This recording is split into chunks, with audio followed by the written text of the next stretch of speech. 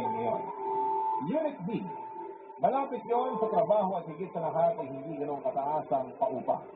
Sabay din ang landing sa kanya kung gaano siya kagaling at kabuti ay andun lamang ako pala. Doon na siya nagsimulang umiyak, Papa Dudut.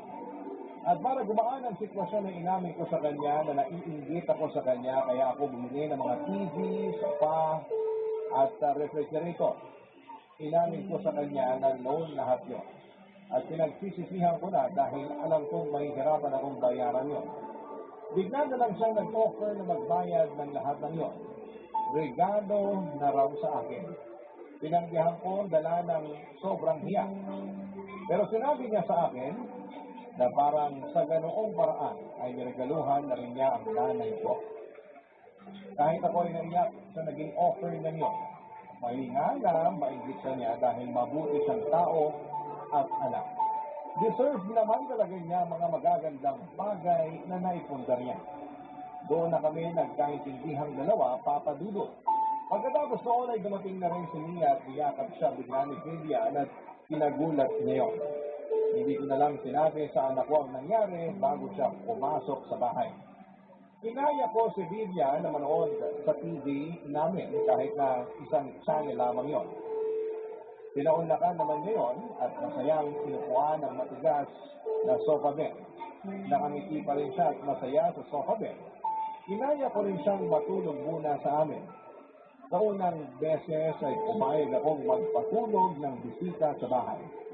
Kay Vivian lang dahil parang naging anak na ang tingin ko sa kanya. Maraming salamat, Papa Dudut, sa pagbasa ng aking liham.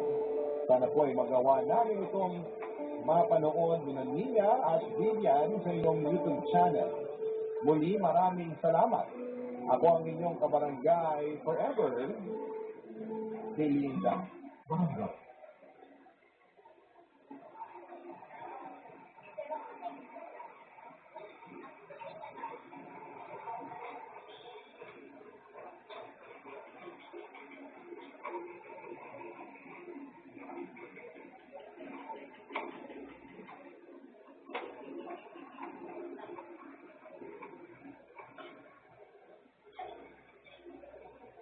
When idols meet,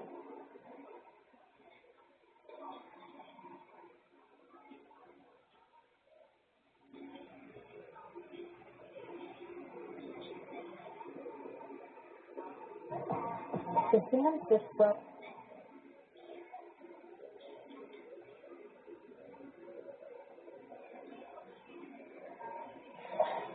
when idols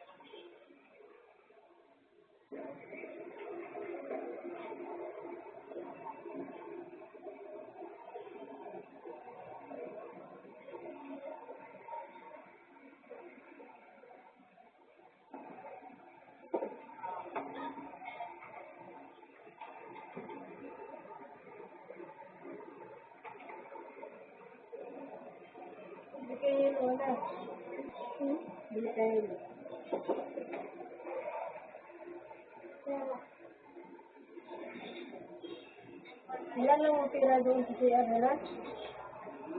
Dito bang kaya? Sumamit na yun, may mga ginang pwede. Kasi dapat di kinukuha. Eh, iwanan ko lang naman yun. Kasi yung kahapon. 20 pa naman yun. Ganito?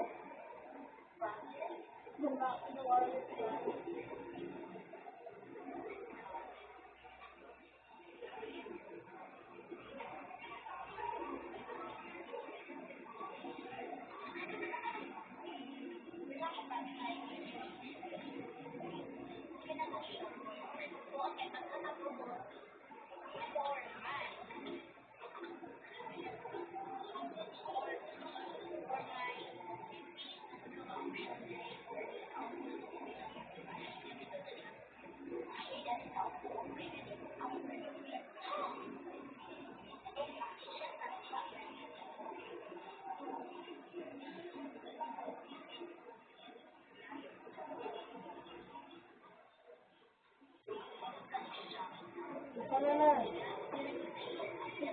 Wala. Sa ano ko?